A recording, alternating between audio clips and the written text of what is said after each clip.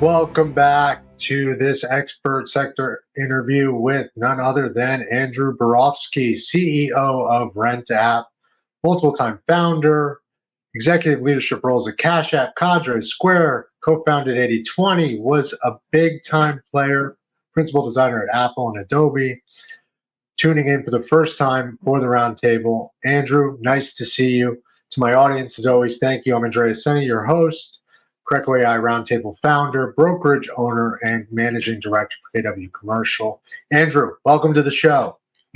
Thanks for having me. Nice to be here, and thank you for to everyone listening. Yes, it's interesting having someone with your background on our show, right? So we are primarily a commercial real estate show. The roundtable includes cybersecurity, construction, finance, institutional real estate, government policy, everything except the nitty gritty of financial technology, which obviously that's how real estate runs, right? Finance. So your experience at Cash App, Square, and so forth, I'm very curious about. Not to mention your time at Square, but first, tell the audience more about who you are, how you got there, how you ended up where you are today. Sure. I've been in tech for about 25 years now, so I'm aging myself a little bit. I got started during the .com. Over in San Francisco, worked for companies like Macromedia, Adobe, and Apple, primarily in product design roles. So my background is very much like product development, not really like executive functions or strategy. It was very much about building kind of great products. But then, as it happens, of course, the more advanced my career became, the more I had to be involved in sort of the business questions. Eventually, leaving Apple to start my own company. Also, again, in the product development space, and then joining Square, which was my foray into payments. A big reason for why I joined Square is actually I wanted to, shift gears from being,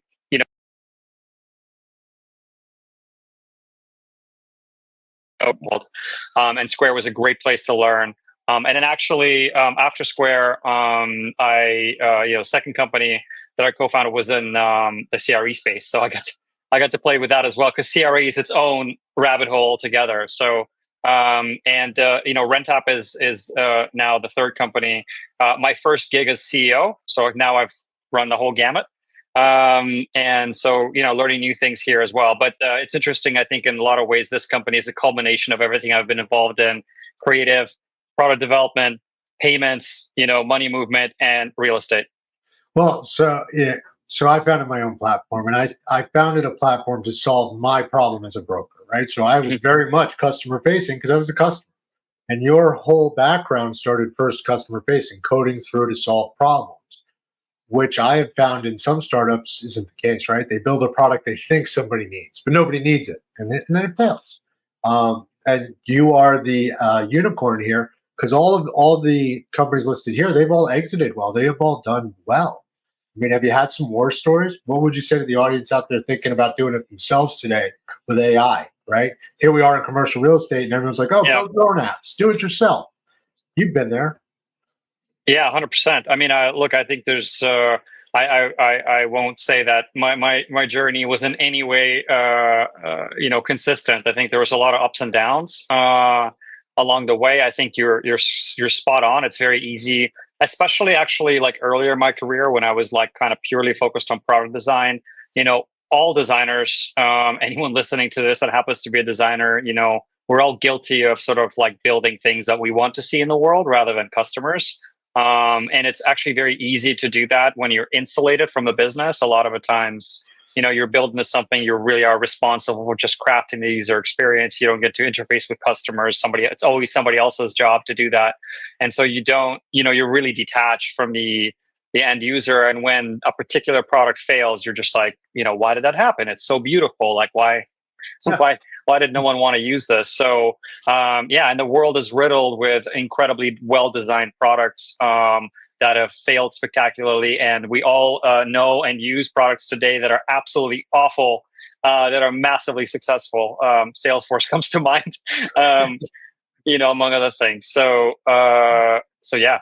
Well, and so you took your experience, right, and then you founded your first app. You became CEO of Rent App. That was your baby. Where is that today in the marketplace? And just for the audience tuning in, for those that don't know, 2015, we had 80 vendors in the commercial real estate tech space. Today, there are 20,000 vendors. I mean, this space has mushroomed to the nth degree. We have funds and funds on funds that we're investing into the space when before nobody wanted to get off Excel. And for the record, as a broker, I still use Excel. We'll continue to use Excel. But here you are pushing Rent App out into the industry, a little bit of a crowded space. Tell me the why and the where. Yeah, by the way, it's on Excel. I'm sure you've seen the meme where it's like, it's like the guy holding the world on his shoulders, and they usually like Excel underneath something, and it's Excel. Yeah, it's absolutely remarkable how much of the world's wealth, like if not most of it, is just like sitting in an Excel document that's obscurely named and being emailed around.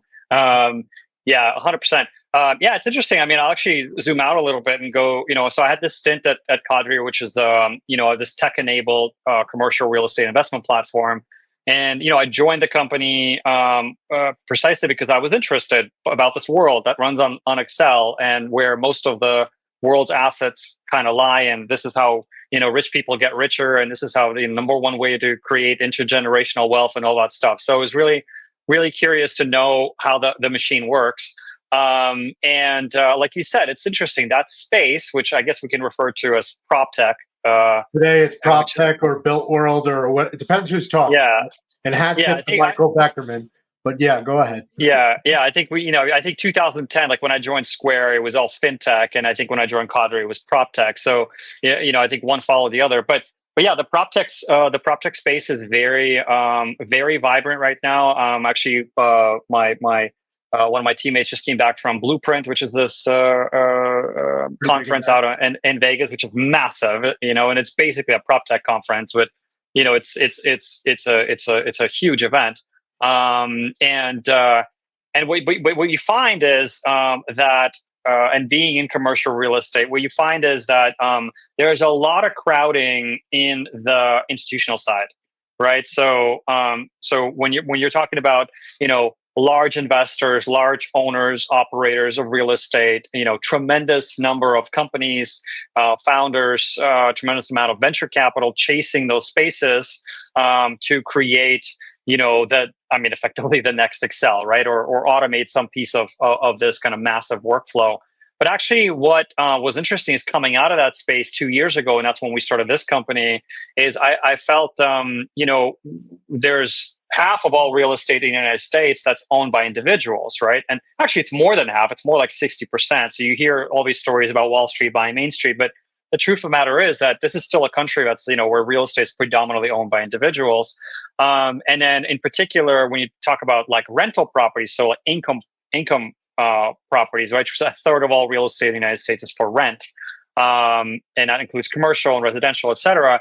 And that's also half owned by individuals. But what you find there is no one's playing in that space. When we started to work on Rent App, like one of the key stats that stood out to us is of all the mom and pop landlords in the United States, and there's 11 million of them, sizable populations, like, there's countries out there with 11 million people, right?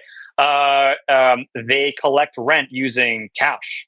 50% of all rent collected within that. So that's about a quarter of all rent in the US is collected using cash, which is staggering in 2024, right? And so what you find as you dig into this space, the long tail of real estate ownership in the United States, is the prop tech revolution, even the fintech revolution, has really kind of passed them by, right? They're effectively unbanked in some ways. Well, it's an opaque industry on purpose, though, yeah, I would argue, right? So the more it's opaque on purpose, right?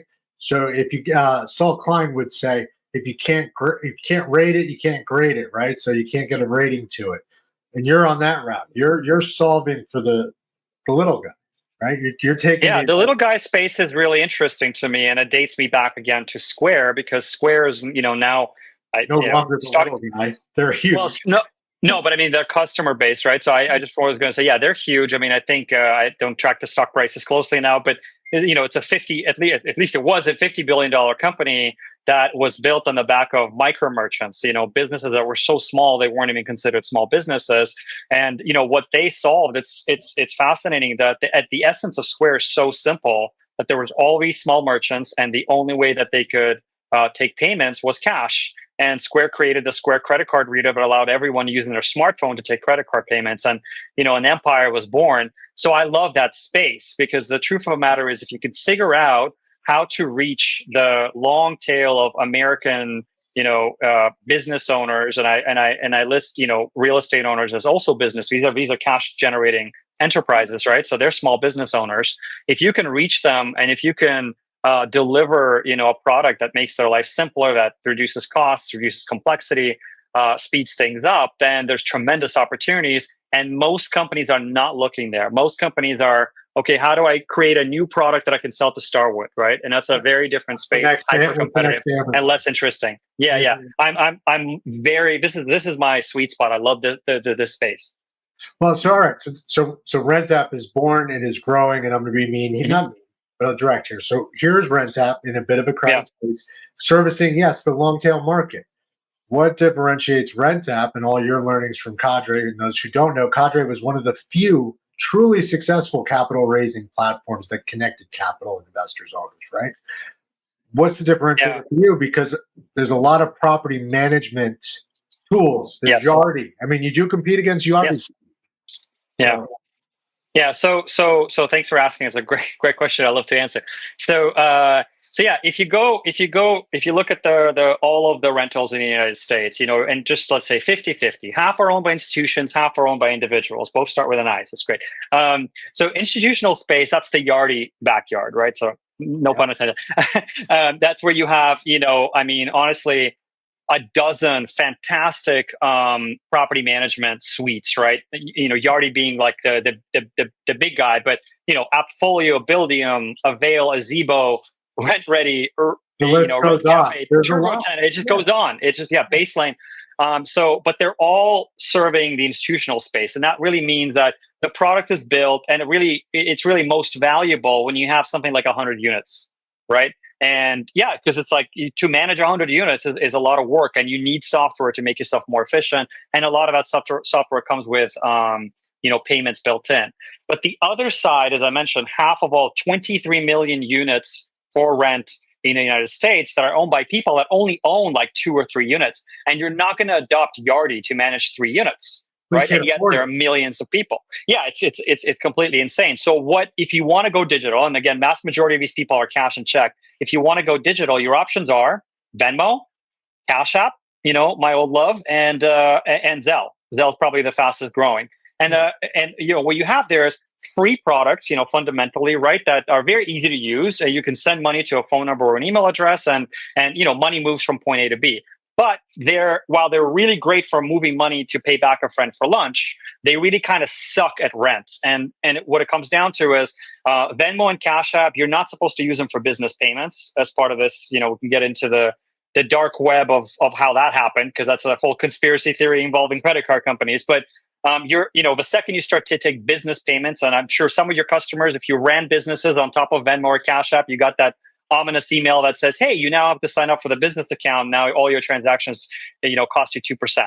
And then Zelle is actually great, straight to your bank account, very easy to use. But the problem is the limits are super low. So for rent, anyone collecting rent over Zelle knows this. You're going to be, your renter is going to be paying you over 3 weeks, sometimes over 4 weeks, because they're going to hit limits.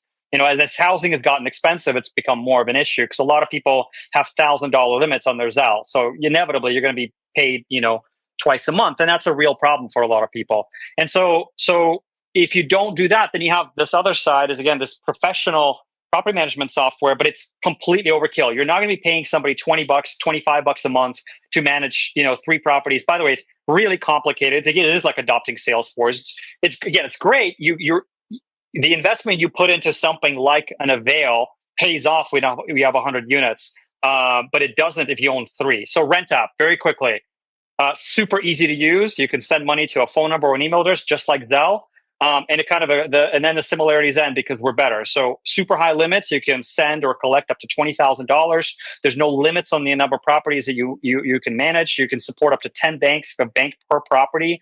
It's auto pay. Sounds really stupid, but Venmo and Zelle don't have auto pay, right? So you can put your tenants on auto pay so they pay every month. And if they're on auto pay, they get to build credit, which is massive, right? So housing is really expensive. A lot of people are renting even longer. if you could tell your tenant that for free if they use RentApp, and by the way, the whole product's free, right? So if you could pay using RentApp, I get paid on time, auto pay, send money in a single transaction, and you get to build credit, right?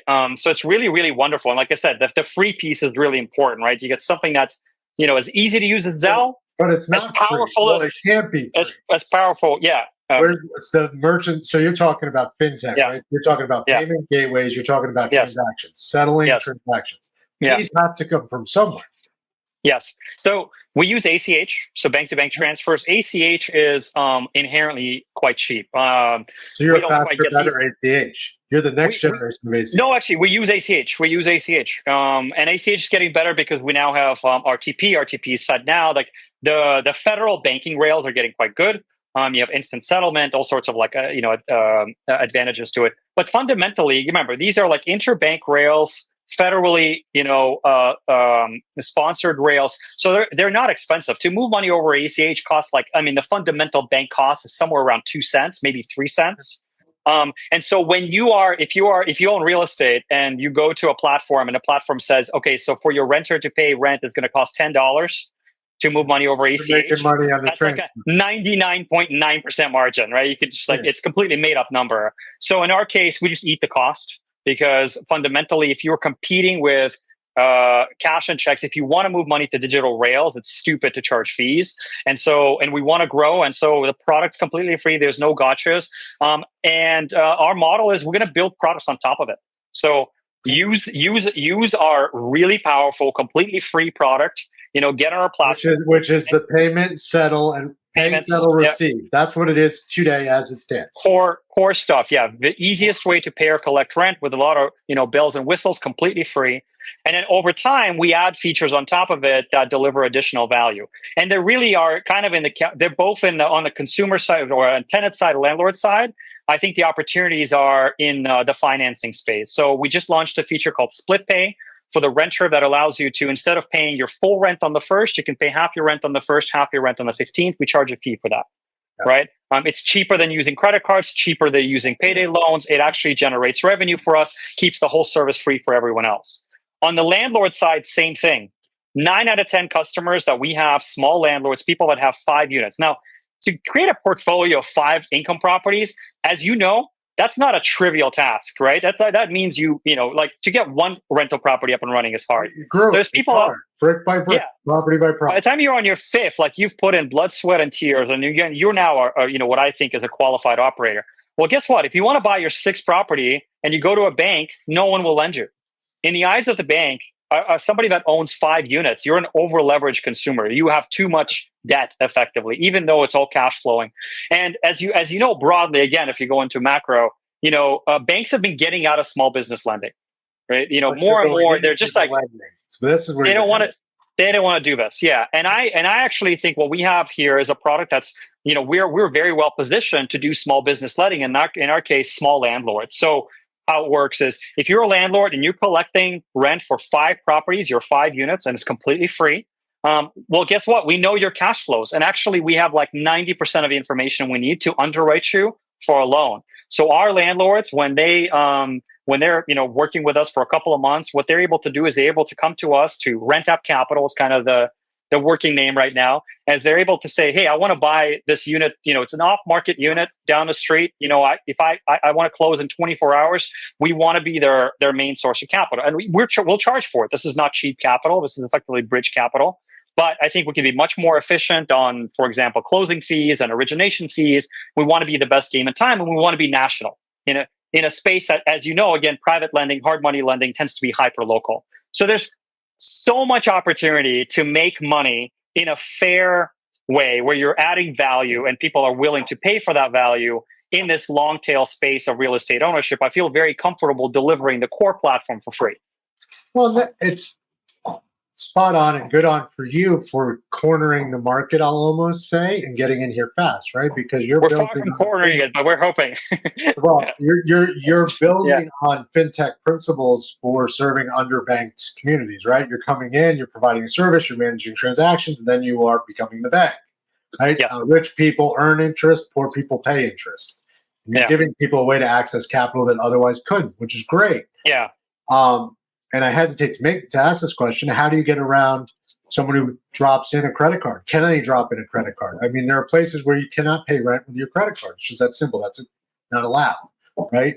And you said national, not international. So I'm curious on your thought process there. Yeah, I mean, with regards to credit cards, look, you shouldn't be paying rent with your credit card, right? First of all, so I mean that's a 3% fee on average, so that's completely insane. It should only be used in extreme situations. Again, this is where it gets into, it's really interesting, right? People go, okay, well, I want to pay rent on my credit card anyway, even if I pay a fee, because I can collect rewards. So I get 5% cash back and I get points. Whatever. Yeah, I mean, the truth of the matter is that if you do the slightest little bit of math, it doesn't work. You know, at best, you'll break even, right? So whatever you pay in fees, you'll make back in rewards that are effectively fake money. But even that in that space, look, there's some room for innovation. So I love a company called Built Rewards. I'm sure you've come across it. I'm sure your listeners have. And they have a credit card you pay rent with, right? But once again, what's interesting, what allows them to do that, right, is there's some magic sauce, you know, that they have there where they, you know, bring together the credit card networks, the banks, in this case, Wells Fargo. They negotiated a really wonderful deal with them, and the largest operators in the country to do something that maybe kind of works out, where the renter effectively gets about, you know, 1.5% on their, I think it's closer to 1%, honestly, but something, right, on their rent in the form of like whatever Air France points, right? But that type of innovation is only possible, right, with the backing of the country's largest owners, right? So, you know, Starwood, Blackstone are on Built's cap table for a reason, because you need to like have these deals, right, with the biggest owners to be able to innovate in this space. All that stuff is not available to the quote unquote small landlord. And I mean, Built works with, you know, to talk to Built about rolling out their credit card product for your properties, you need to have 1,000 units, right? That's like massive, right? What a deal with large transfers. Right, exactly. Right. So yeah. So I think again, I go back to what we try to focus on, and this is again where we're a lot like Square, and I think I've inherited so much wisdom from that company. I'm eternally grateful for being able to work there and to be able to report to Jack, who's, you know, just a brilliant you know, strategist across kind of completely different verticals. But what we're trying to do is we're trying to you know, bring, you know, the big guy tools and services and capabilities to the little guy. And Square, again, famously has given the technology that Starbucks, if you recall in 2010, right, Square was unanimous with small coffee shops, right? And I think in 2010, there was actually a revolution, like the small coffee shop became a formidable institution in about 2010. I actually largely attributed to Square making it possible for a small local coffee shop to compete with Starbucks, which was, you know, I think it's at the height of that's before they became a sugar company, right? at the height of their scale. And so I love that. I want our customers, our landlords, our network, our renters to have the tools that you typically associate with luxury buildings in New York, right? I want that experience to be available in San Antonio, Texas. Right, you're talking seamless payment experience. I mean, it's that simple. That's what Stripe did. Seamless experience around the largest payment everyone makes every month, and seamless payment around half of your paycheck. Remember, I remember those days when Suze Orman, right, told you shouldn't spend more than 25% of your income on rent. Where are we now, right? It's like 50%, 55% of people's money goes to housing. Right. So you know, it's important to get this experience to, you know, right. You're providing a service to a market that needs it, and like any of any apps in this space, it's getting out there in front of those owners so they know about you, which is why one of the reasons you came on today.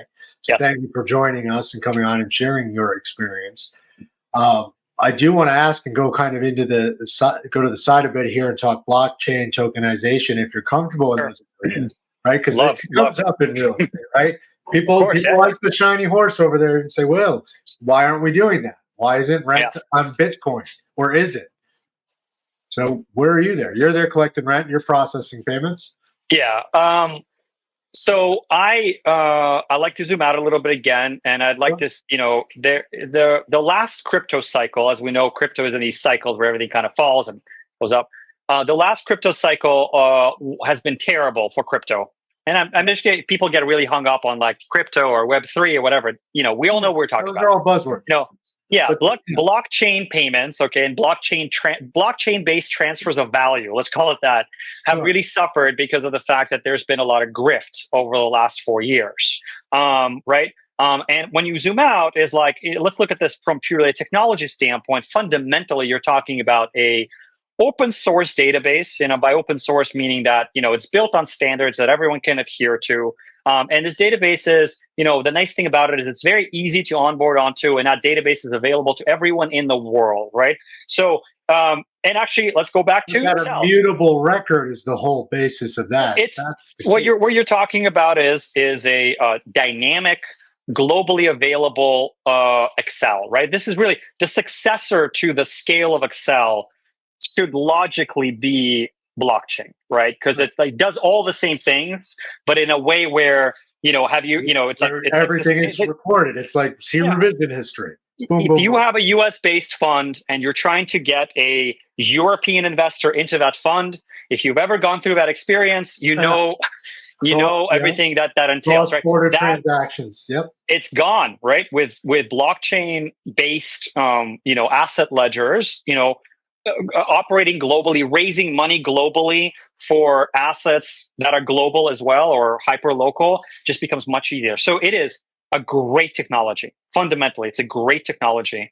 But like with a lot of great technologies, the timing, it's like where are we kind of? And I think basically, so as with any great technology, I think it is inevitable. I think we're probably about five years at least out from being able to deploy it successfully, right? We need to wash out a lot of the grift. And every cycle with all the bullshit, it actually brings tremendous amount of innovation. If you look at, I'll leave it there. If you look at the last cycle, again, this let's say that ends around 2018 to 2022, the biggest winners, I think in the previous ones, it was like Bitcoin and it was Ethereum. The last cycle brought us stable coins, right? Digital dollars. With probably, I think the most successful company from the last cycle is, Coinbase, yes, but also Circle, right? Circle is this, New York-based company that allows you to trade USDC, which is a dollar-backed currency, and Circle has enabled a movement of dollar-pegged currencies around the world that we've never seen before. It's rivaling in its volumes to Visa networks volumes, right? So look, it's getting this technology makes moving money easier. It makes tracking assets and money related to those assets easier. It's inevitable. We're just still not there yet. No, well, and again, I'll quote Saul on this. It takes 10 years for any paradigm shift, right? So from innovation to introduction to actual adoption, no matter what you do. But here you are, you're growing, you're nationwide. You chose the U.S. for a reason, not just because you work here. Why the U.S. market? That was the biggest slice of pie, because there are other markets with smaller rents, easier settlement. U.S. is so unique. Well, there's a reason, right, why all the Europeans are building companies for the U.S. market and moving to U.S. and et cetera. So, obviously there's the gigantic homogenous market, right? So whatever, just over 300 million people all speak English and Spanish, right? And generally kind of all interacting with things the same way. The U.S. is particularly interesting because it is this real estate culture. Like I said, half of all real estate is owned by individuals. I'm actually curious. I wonder which country has the same ratio, and I can't think of anything off the top of my head. I should do this research. But so tremendous individual ownership of this asset class. The American dream is to own a piece of real estate. This real estate is very stable. This is not, real estate markets. I mean, 2008 was like a real estate crash compared to what happens in some places around the world, Argentina, Venezuela, or Turkey, doesn't even come close, right? So it's a very stable market, very valuable. For that reason, it is a safe haven asset for everyone in the world. Everyone in the world wants to own U.S. real estate for that reason, right? So, so you have this great asset class. And then I'm talking about residential primarily. And then the second piece to it, actually, our systems are quite archaic. So in Canada, there's e-transfer, right? Anyone can move money to each other. It's basically like a Zelle right? But on a effectively like a federal level. So, the peer-to-peer payments in Canada are kind of solved, right? In Europe, you can push money to a card, right? Somebody can give you, if you want to get money from somebody, you give them your card, they scan it, they move money onto the card. In the US, we have to wait for startups like Venmo and PayPal and Cash App to come around. We rely on our private sector to create wonderful experiences. We don't have, our payments infrastructure is terrible, right? ACH, I mean, if you have somebody's routing an account number, you can like move tens of thousands of dollars out of your accounts. Like, we're insecure, we're slow, the fees are high, it sucks. So our infrastructure sucks. Title around real estate sucks. 3,600 counties deal with real estate registration. Data in real estate is 30 days. So Real-time data is 30 days or more. Yeah. So what you have is this amazing place to innovate. And this is why PropTech's so big here. Huge market, tons of real estate, really archaic systems and rails. So any company that can bridge that old technology gets to benefit from this homogenous population of wealthy people that care about real estate. So it's a no-brainer. I don't know if there's any other country in the world that enjoys the same kind of unfair advantages. Any other place where companies can, enjoy such unfair advantages. You look at UK, which has great real estate, as we all know, but it's also centralized database. It's very easy to record changes to title. You can push money to card. Like, there's less. There's a lot of guardrails on data there, and how a lot of guardrails, a smaller population. So yeah, it's like the US is really incredible from that standpoint. Oh, we are certainly a place to flourish, right? That's why innovation happens here, Silicon Valley. I mean, 70% of real estate investment is overseas investment. It's all happening here. So here you are, you're taking money from rentees, giving it to landlords of any size. What is that sweet spot? Is it 1 to 10 units, 10 to 20, 1 to 50? We don't care, honestly. I think at some point you probably need more than payments. I'm trying to figure out what that threshold is. I'm going to say 20. Okay. Right? Just based on our customer base, because after 20, your accounting becomes so much more complicated that you probably want an integrated system. Again, I'm throwing out there like something like Appfolio. It's interesting too, at 20 units, you probably don't own 20 units. You probably are now starting to manage somebody else's capital, right? Yeah. So now you have investors and you're basically managing a fund. And so you probably want, Appfolio is not so much property management, it's actually investment management, right? So you're talking about asset optimization and capital stacks. Yeah, you're starting to get more complicated. That's not what we do. Quick and fast and easy. We're much closer to Stripe, right? So, but there's so much wood to chop in this, like 1 to 20 units, right? Again, this is where the vast majority of US population and the vast majority of rental inventory in the United States is owned by people that own 1 to 20 units. And the problem there is very acute. So I don't worry if somebody graduates out of RentApp. First of all, it happens incredibly rarely, right? There's very few people that reach that level. And second of all, it's the right thing to do. And so look, at some point, maybe we'll catch up to them. But right now I'm really focused on this small business. You're in a vertical, and you're gonna get it done perfectly instead of going deep a mile. We had the same problem at Square to some extent, right? Because people would graduate Square's point of sale system, and we had to figure out what to do. When Square started out, even when we went public, the sweet spot was small business. But for us to get to revenues that started to move the stock price, I mean, Square IPO'd, I think, at $9 and went up to 300, but I mean, right now it's pretty much stabilized around 70. I would say to move that stock price from its IPO price of $9 to something like $70 involved Square going up market, right? And up market for Square meant to go from small business to medium-sized business. And I think that's probably the strategies. You build your moat with small businesses, and eventually you go up market, probably not all the way. You don't go to enterprise, but you probably deliver some features that appeal more to that medium-sized business. So you can scale with them. I'm a huge fan of that Commodore 64 model, right? If you're sitting out there long enough and healthy enough, you'll get bought, become that enterprise. Well, you know what I'm saying.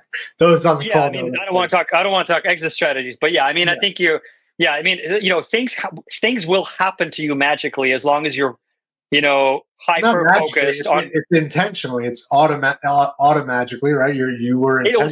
It will feel magical. It's one of those. It's kind of like when It'll people, feel that. yeah, when people say half of everything is luck, I believe in that full stop. But then I forget who it was, but there's some super smart person said this, like that you don't control luck, but you can increase the surface area of luck. And you increase the surface area of luck through hard work. So I'm in that space. I'm just increasing the surface area right now. Well, you're highly tuned into a niche area, and I would say because of your Yeah. background in product development, you know not to go build something the industry doesn't want, which is Well, it speaks to what you said to also when you talked about kind of the ups and downs of companies. Like, yes, most startups die of indigestion, right? It's not because they can't swallow one thing. It's because they're trying to swallow five. And so I think to me, that's always 101 is like, and with this company, it's interesting. If you look at, on our website, we talked about building a financial network for real estate. I mean, talk about, a vision that's this big.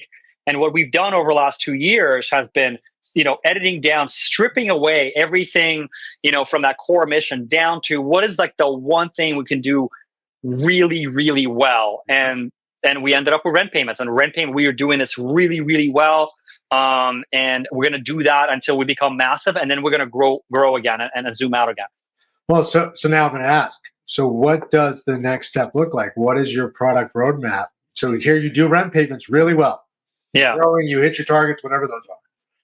Then what's that next feature function? Where are your sites next? I think it's going to be. Can't talk about that yet because you're not there. No. Well, I think it's no. I think we want people to know why they should work with us because of the fact that first and foremost we're here to stay and we have a very long-term vision. That vision is very ambitious. It's fundamentally around we will be profitable and we will grow if we deliver real value to our customers. So we're really focused on that. Right now, again, most Americans are really hurting. We're talking about consumers, renters. Again, housing payments are really expensive. People get twice a month. Rents due once a month. It creates this huge budgeting headache for people. So we're really focused on split pay. That feature's been kind of in this pilot mode for the last just 4 weeks, and I already have anecdotes from customers that are like, this is just totally like a life-changing product for me. It has allowed me to kind of like, you figure out my finances. I was feeling desperate. We see when you send a payment, a renter sends a payment to the landlord, they can attach a note. And we've had people that have adopted split pay and they send a note to their landlord and I can read them. I'm not sure if they know that, but it's like, hey, Doug or whatever, I want to use RentApp for my rent payments. I hope you don't mind if we switch to this payment platform. They have this feature. It's called Split Pay. It's really, as you know, I've had a hard time, making my rent payments on time, and this is really going to help me out, as I kind of navigate this period of uncertainty. And that's what I want to hear. So I'm hyper focused on that, delivering value to renters. That's going to really drive a lot of scale. Next 6 months, we're going to, switch gears, and then we're going to deliver some landlord features. And again, I go back to RentApp Capital. I'm really excited about. We're going to pilot this. We're going to take our top 100 operators on our platform and extend credit to them and get them to grow their business and get them to acquire some real estate. And we're just going to keep oscillating so that both sides of the network are growing at the same time. But it's going to be really focused. We're never going to do two things at once. We're going to do one thing at once, one thing at a time, super, super well. Well, and you said something interesting there. So the rentee can actually introduce this over to the landlord. It's not the landlord who has to start this process. That's right. It's the number one way. No, this is how I'm doing it. That's right. That's the number one. And that's really different. No one else is doing it this way. Yeah, because it's to answer this question. Well, if there's 11 million small owners out there, how can you possibly reach 11 million people? Well, we assume that means that there's 11 million renters out there, or probably more than that, right? Probably more like 20 million renters out there that talk to those people. And so to us, the renter is the sales force. So we bring innovative features to the renter, like credit building for free, split pay for a fee. And then what they do is they introduce us to the landlord, and the landlord that doesn't pick up the phone or open the door to your typical sales Or call who would say will do no that to a anyway? renter. Because the That's landlord's right. done it a certain way forever. You have That's right. That's created right. a free Salesforce, which is Yeah. incredibly clever. Yeah. So just want to highlight that. So if you are a landlord and you're collecting rent right now, guess what? You don't have to download anything. You don't have to sign up. You tell your tenant to go to rent.app. That's the website. And from there, you can download apps if they want to, but rent.app, you could just use the web. And your renter, all you need to tell them is go to rent.app and send money to this email address or this phone number, whatever you tell them, right? And they do all the work. The renter creates an account, they link their bank account, they set up how they want to pay, and then you get a notification as a landlord. You'll get an email or an SMS, and it'll say, hey, which bank account do you want this money to go to? And once you link your bank account, you only have to do this once. All future payments just go to that bank account. You never have to download anything. You don't have to sign up for anything. You just get notified. It's the epitome of the payments fade into the background. So as a landlord, I think this is an incredible experience for the landlord, especially a lot of landlords tend to be older and they don't want to figure shit out. Well, guess what? Like your renter figures everything out. You just need to link your bank account. It's very easy. You can type in your routing and account number. It's that simple. And then everything just kind of happens automatically. Well, automatically, right? Just Automatically, yeah. What about your property managers, right? Do you find that they're Yeah. in the way, or they're jumping on? They're like, you know what? No, they want to do this. Yeah. Some of our most we have an ambassador program. You can actually sign up at refer.rent.app if you want to check it out. If you have a network in real estate, we'll actually pay a bounty for you to kind of talk about us. It's not going to be around forever. We're just kind of doing it as we scale. Yeah. But we have this ambassador network, a couple of hundred people on there that are primarily property managers and brokers, and they just talk about it because if you're a broker, I mean, I'm sure you know at least 3 other people. I'm gonna say 3, but I'm thinking 5. You probably know 5 people, a guy like you, maybe 10, okay, but that are collecting rent, and they're probably doing it in a completely archaic way: Zelle, Venmo, cash, check, whatever it is. And so what we find is when we tell them about this product, free, high limits, digital, you can track it, not a black hole. By the way, 800 number. If you have a problem, you can call our support team. People love it. So far, the industry support has been massive because nothing exists. There are no competitors. No, you're spot on. You're almost spot on in that statement. There are plenty of property management type tools, community engagement apps, all this noise, right? These mile wide, 100 different feature rich tools that I could deploy. But there's nothing as simple as what you just said. Nothing is so simple. A digital version of cutting a check. Although the next generation doesn't even know what that is. Yes. It's the tap and go pay, which is so unique, which I love. I think it's great. No, you've truly benefited from your time across your different companies and taken everything they had to teach. I mean, the ambassador program and the NFX network lessons, and a few other things here and there. Yeah, so, I mean, truly, it's I'm in my 40s, and I love being in my 40s because I just having that benefit of I give people, a lot of people, I meet a lot of 40-year-olds. People turn 40 and they're like, holy shit, like everything that happened before this was like, it was like a demo mode. I was trying to figure out what I like in life. And like at 40, you're like, okay, these are the things I'm liking and these are the things I'm going to do. Go find something to be good at. Yeah, it's kind of like, so it's a great age. It's a great age to be at. And yeah, for me, it's the same thing. I've made so many mistakes personally.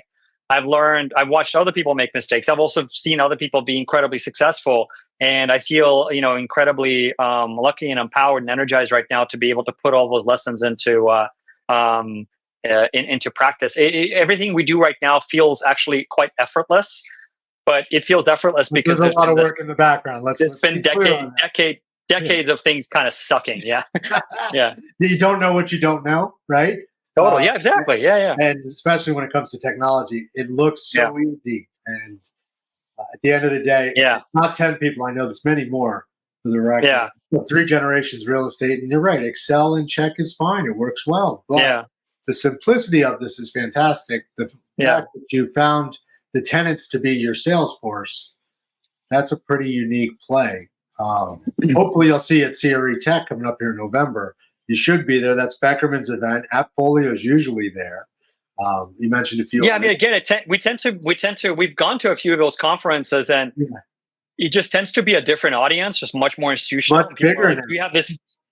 Yeah, so we're sort of like, we're sort of. So let me back up. Where do people find you outside of here? Can they come see you at X event, or is it just online? How do they? So we've been attending some conferences that are much more on the, again, rent specifically, like SFR events, right? The single family home rentals, right? Okay. That's a space that's not very institutional.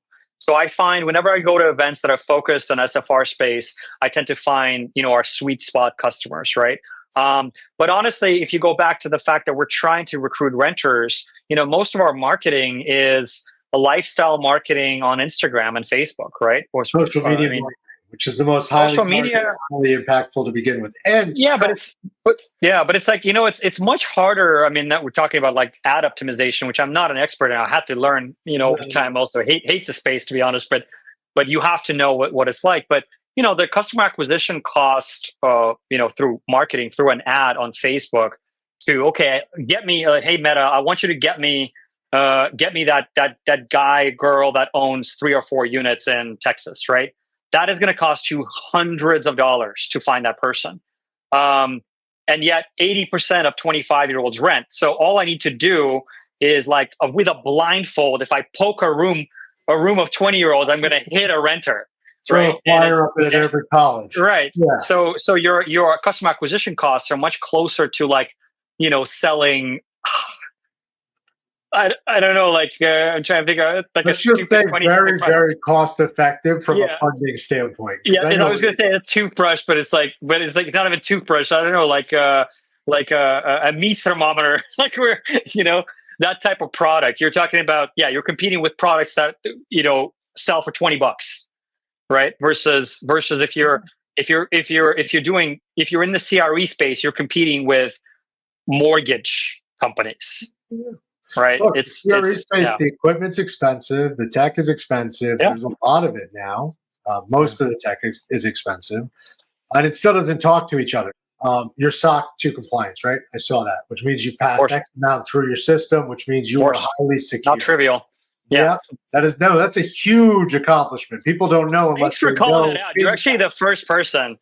One of the biggest issues we have is we find the vast majority of people don't know what SOC 2 compliance is, even though it's both expensive and extremely difficult to get through. But we bothered to do it. Yeah. It is the IRS audit through the ages over and over again, every minute of every day, just to be there. Yeah. And we're working on PKI compliance, which is the next threshold. Again, kind of completely unnecessary in some ways, right? Because you can operate without those things.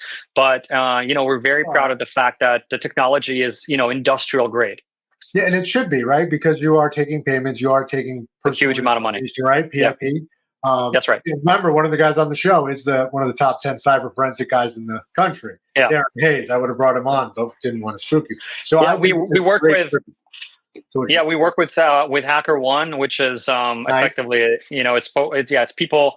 They're hackers, and we pay them to try and penetrate our system. So they will try to hack us every month. They do it. So they go through it. They try to sign up for accounts to try and move money, and so they're looking for holes in our system, and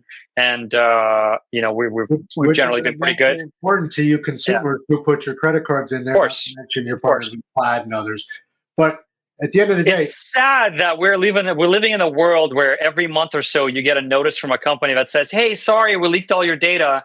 Yeah. We're almost desensitized to it. It's crazy, right? Well, and many companies. There are companies out there that simply will bypass security because they're like, well, it happens.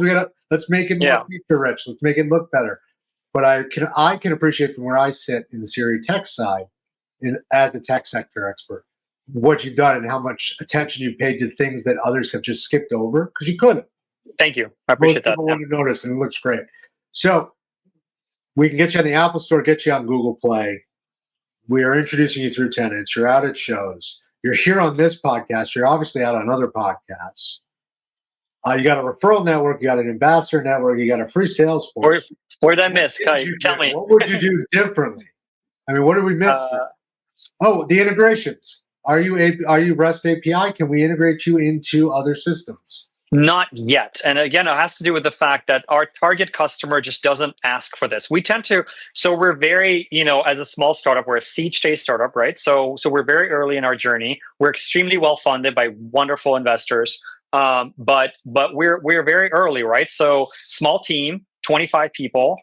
And so we have to be super, super focused on what are we spending our time on. So our approach is every month, every rent cycle, we'll listen to what our customers are asking for, and we deliver that feature. We don't, try and invent things or spend time on things that we think is important. So API calls comes up, not frequently enough. I'll give you an example of something that comes up all the time. An integration with an accounting system. So we just shipped, you can download all your transactions into a CSV file or a QuickBooks file. Right, that's something that's. And by the way, you can report it out. It gets out. You get to download it. Yeah, it's much easier to import it into QuickBooks. And you know what? That's 80% of what people have been asking us for. Right. So we'd love to get integrated with more, other property management software platforms, so that if you have a tenant portal through a PM platform, that there's a rent app option, in the list. It just takes time. By the way, you can integrate with Yardi. It just takes time, and so we're just energy. So we're just going back to this. We spent time and energy on the SOC 2 compliance. We thought that was more important right now, so we'll get around to it. I think honestly, within the next 12 months, you'll see an API from us, and you'll see more integrations. Next 6 months, we just have to be much more focused just on core growth and delivering a really consistent, solid experience for our core customers. Keep sticking to the basics, which is what you should do. Good for that. Yes. So out to our audience who tune in every month, this show will air the week after the Roundtable Monthly show. Don't miss it. Catch it anywhere you get your audio, anywhere you get your video. I want to again thank you, Andrew, for coming in, bringing to market such a great looking product. I will admittedly say I signed up to be a broker in your referral program, because why wouldn't I? Nice. Exactly. No downside. Right? Yeah. That seems simple enough, and I'm sure Darren might pen test it a bit, but who knows? I can't speak for him. It looks incredible. What's the one lesson you'd give to anyone else coming into the industry, maybe looking to start their own tech, or even some veteran looking to switch at their 40s, going, "Hey, it looks good over there." Yeah. Look, just early innings, tremendous opportunity. I've been in prop tech since essentially 15, right? So that's almost 9 years. Yeah. And the vast majority of things we talked about in 2015 are still not here, right? So there's just so much. There's so much wood to. And by the way, everyone knows. You go in there, you think a problem is obvious because everyone's talking about it. That doesn't mean it's been fixed. It's not even being addressed yet. We're just talking about it. Yes, everyone knows what the problems are, but very few people have been able to figure out how to actually tackle them. And so then I'll just say one more thing. When you choose a problem to tackle, make sure it's just hyper narrow. In this space, residential, especially commercials, the whole stack is just up for grabs. Mm-hmm. So there's always going to be this, you're going to be, oh, fuck, I just want to do everything. I want to fix this entire workflow. And it's very, very hard. By the way, sorry for swearing on your show, but what I would say, if you hyper focus you'll be successful. In prop tech, there are so many tiny problems that are hard to solve still. But if you solve it, you actually can build a very formidable company in this tiny niche space. So I say, look at the stack, identify these small problems, go after them first. Don't get greedy. Resist the temptation. To do everything. Yeah, listen to your customers. Solve the problem 100%. You can't complain about. Don't solve the problem you think exists. Listen to your support team. Yeah, and for the record, those on the show and those far and wide, here's a guy in fintech, in merchant services. His entire background is in this area. He didn't jump over and say, "Hey, I want to handle construction tech." You went right where your background was, which God knows I have ideas. Doesn't mean I should do it. Yeah. That's another show for another time. Ideas. No, it's like, as I said, there's all sorts of things I want to be a part of, and I just have to say no. Yeah. Oh, no is the most powerful thing you can say. Super important. Yeah. 2,080 golden deal hours a year, right? Monday 9 to 5. Oh, wait, you're a startup. It's not 9 to 5. Much Yeah, longer. that's right. That's right. Again, want to thank you for tuning in. Want to thank our audience for tuning in. I want to thank Mr. Mendoza, our producer, for making us all look good all the time during this show. As we move forward into the end of the year, don't forget to join us at CRE Tech. Don't forget to join us at ICSC, depending on where you are in the country. We're all here to listen, learn, in many cases to provide support and add value, if not in every case to add value. In this case, specifically with Andrew, to add value to make you make a seamless rental payment and management of your smaller portfolios. Smaller is not the right word. Your growing portfolio. That's a better word. That's right. Hey, how That's long right, did yeah. it take for you to land on the free and easy way to collect rent? That one line statement, just for the audience. We probably need to change it because it's a little bit. It's probably not tight enough. But it's funny because you could spend so long riffing on what the tagline is. I think that one's good enough right now, but we could probably be a little tighter. So it's fair to say to the audience, perfect is the enemy of good, and good is good enough. 100%. 100%. That tagline was 100%. Like, I think this is okay. I know we can spend 6 more months on this, but let's just stop. Yeah, let's go. Let's go. Yeah. I had a founder that said this to me, and I'll never forget it. And it stuck with me. I use it all the time. We're in the streetcar phase, not the stock car phase. In the streetcar phase, you just got to start winning the race. The stock car phase, you start fine-tuning the colors and so forth. That's right. Thanks again for tuning in. Mr. Mendoza, if you would lead us out. Thanks for tuning in to Industry Sector Expert Interviews, brought to you by CRECo.ai, your source for the latest in real estate and technology. Be sure to follow us on all social media at CRE Collaborative and check out our past episodes for more expert advice and strategies. See you next time.